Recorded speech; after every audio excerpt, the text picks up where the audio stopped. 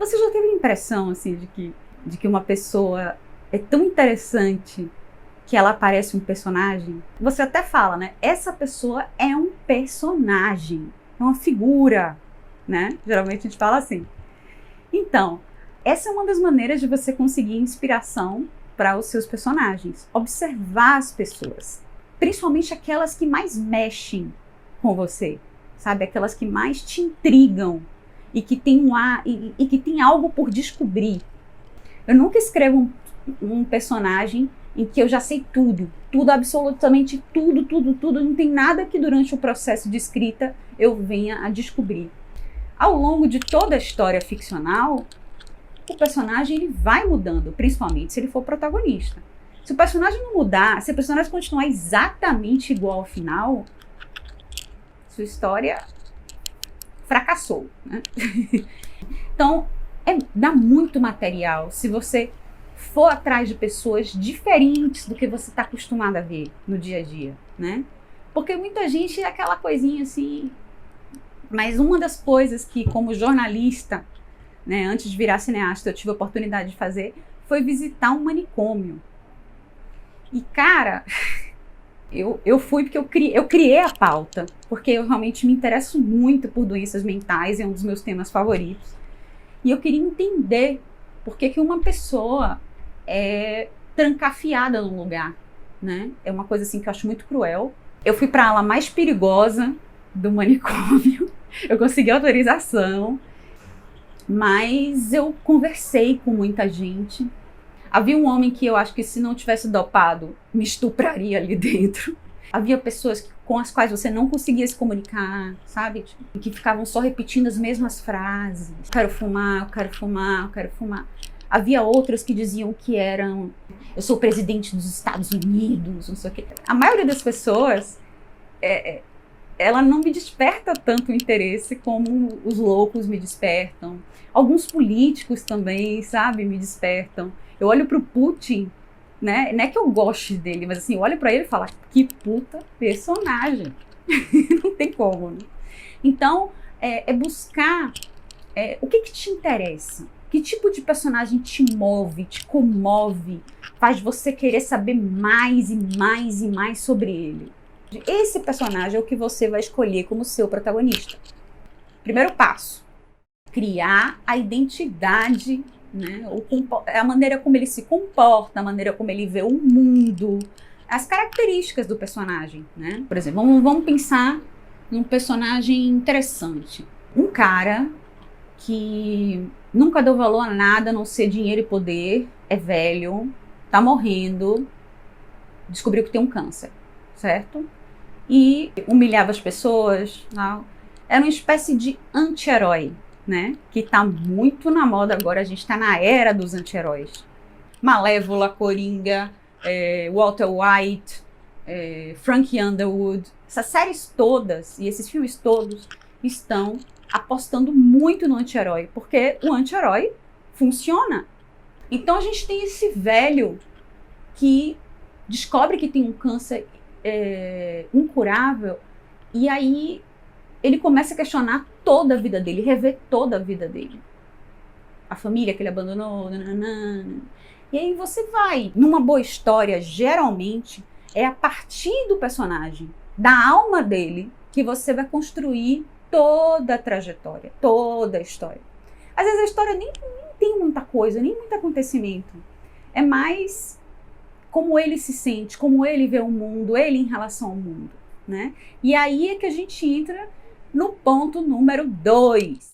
A gente precisa entender o cenário onde esse personagem vive. Porque, assim, se você não souber o mundo em que ele vive, que é o mundo da história, toda história tem um mundo, tá? Pode parecer que não, não, mas é o nosso mundo. Não, Senhor dos Anéis não é nosso mundo. Os filmes de western não são o nosso mundo. Principalmente quando é filme de gênero.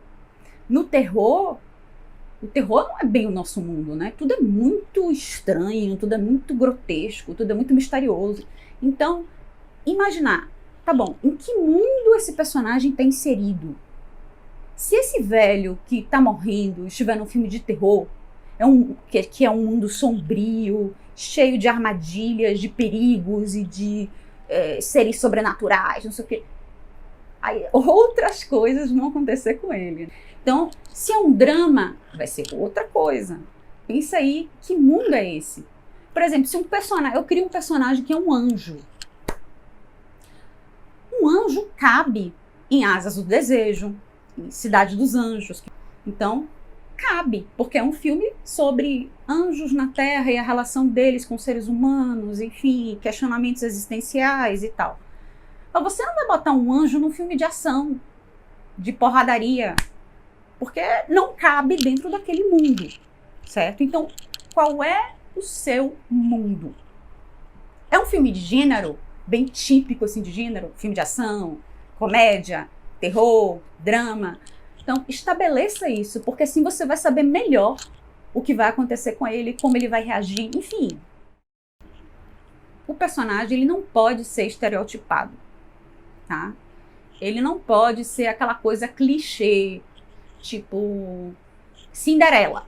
Ninguém aguenta mais ver Cinderela em comédia romântica, cara, sabe? Aquela mulher sofrida, ai meu Deus, que já não aguenta mais, já desistiu de tudo. Então aparece um homem, e aí esse homem é que vai fazer ela descobrir quem ela é, o valor que ela tem. Não. Ela é tão boazinha, mas tão boazinha, nada corrompe essa mulher, de tão perfeita que ela é. Cara, isso cabe na Disney. A não ser que você esteja fazendo um filme da Disney, não vai caber. As pessoas não vão acreditar nessa sua Cinderela. Tá? As pessoas já estão cansadas disso, sabe? No início do cinema, da história do cinema, isso funcionaria muito bem. Mas agora, as pessoas querem coisas diferentes, inovadoras, que me acrescentem algo. Você pode, com isso, até criar um personagem. Eu quero fugir totalmente dos clichês. Eu vou criar um personagem que é um anti-herói. Que é alguém que faz coisas condenáveis, coisas que um protagonista jamais faria, porque o protagonista geralmente é o herói, né? Ele está em busca de algo que geralmente é nobre, e aí ele vai ter vários percalços no caminho, e esses percalços é que são a história em si, né? E que aí vem o primeiro ato, segundo ato, terceiro ato, tal, conflito interno, conflito externo, interno, externo, até que a coisa se desenrola e ele pode alcançar ou não os seus objetivos. Aí eu apresento algo que não é comum. Não é comum, por exemplo, uma malévola, né? A bruxa é que é a personagem principal e não a Bela Adormecida. Então isso já inverte a coisa. E aí você vai entender que a bruxa antes não era essa pessoa. Uma maldade foi feita com ela para que ela... Entende? E aí você vai ver todo o crescimento da personagem. E é fantástico quando isso acontece. Então, o anti-herói, ele mexe com as pessoas, porque as pessoas, no fundo, sabem que tem defeitos, sabem que erram, sabem que elas já fizeram coisas condenáveis. Todo mundo já fez algo condenável que tem... Todo mundo carrega culpa, né? Isso eu acho que vem antes da Igreja Católica, antes de Freud, todo mundo tem as coisas que... eu não devia ter feito isso, me arrependo amargamente. Então é aí que você vai se identificar com o anti-herói. A outra questão é você achar fragilidade nesse personagem. A Malévola é incrivelmente poderosa. Ela tem asas, ela tem poderes, ela faz e acontece e tal. Mas pensa aí, se ela for muito poderosona, se o super-herói do filme for muito poderosão, ele vai ficar muito distante do espectador, tá? Muito distante do leitor, né? Se você está escrevendo quadrinho, se você está escrevendo romance, fica muito distante. Então não pode ser tão perfeito, sabe? Tipo mocinha da novela das 8 da Globo. A mocinha nunca faz nada de errado, nada. Ela só sofre as consequências da maldade de outras pessoas. Esse tipo de personagem está acabando. Como protagonista, as pessoas acham que só assim vai causar identificação em quem está assistindo, em quem está lendo. Não é verdade. A era dos anti-heróis está aí para provar isso. O sucesso mundial das séries, Breaking Bad, House of Cards, várias outras estão aí para provar isso. Então, esse personagem, ele tem que ter alguma fragilidade, ele não pode ser muito poderoso, muito virtuoso. Ela não tem defeitos, ela não comete erros, não. Isso não existe, certo? Então, qual é a fragilidade dela? Por exemplo, no caso da Malévola, a fragilidade dela é que, no fundo, ela amava a Bela Adormecida, porque ela ajudou a criar. Ela lutava contra esse amor, mas ela não conseguia. Tem algo faltando dentro dela. Ela, na verdade, queria uma família. Ela queria uma filha, que era a Bela Adormecida. Ela queria afeto. Tudo que ela faz, todas as maldades, né? É tudo porque ela queria afeto. Então, o que é que está faltando no seu personagem?